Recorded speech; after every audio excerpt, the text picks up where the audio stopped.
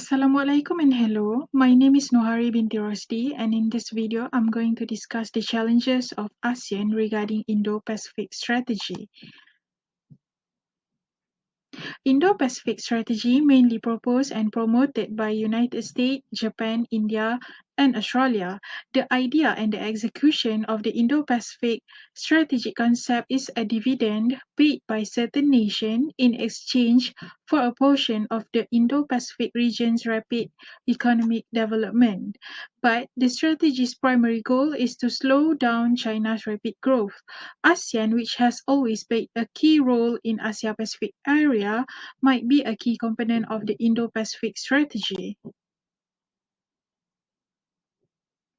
One out of so many challenges that ASEAN need to face regarding Indo-Pacific strategy are the first one is maritime security concern.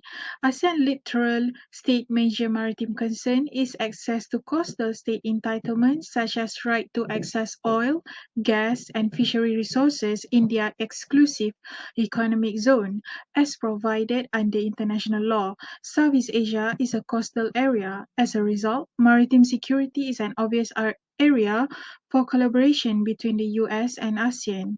Specific maritime difficulties include such as dealing with gray zone tension and Chinese building in South China Sea and protecting freedom of navigation. Since maritime priorities do not align, it is critical for ASEAN and the US to bridge the gaps and build a shared understanding of the rule of law and complementary priorities in the context of maritime security. Next, development challenges. Although being one of the world's fastest developing regions, but ASEAN had various development obstacles such as weak economic institutions, insufficient infrastructure, human capital, and significant investment barriers. US-ASEAN cooperation may help unlock region's growth potential and the area massive infrastructure demand, with the Asia-Pacific region as a whole requiring at least 26 trillion in infrastructure spending.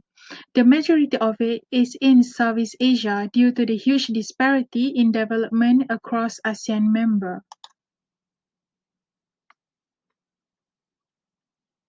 The next issue is one of the most significant implications of the so-called trade war is that it has accelerated trend of manufacturing companies relocating outside of China. As a result, ASEAN is being impacted by the trade war between the world's two largest economies.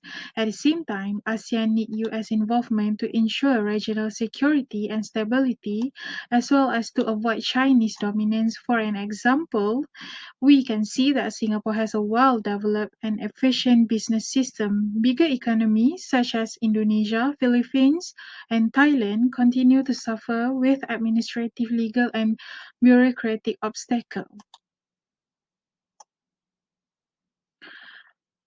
As a conclusion, ASEAN outlook on the Indo-Pacific that is based on the principle of strengthening ASEAN centrality, openness, transparency, a rule-based framework, good governance, respect for sovereignty, non-intervention, and complementary with existing cooperation frameworks, equality, mutual trust, and respect can be approached, although there are some issues that ASEAN member needs to face.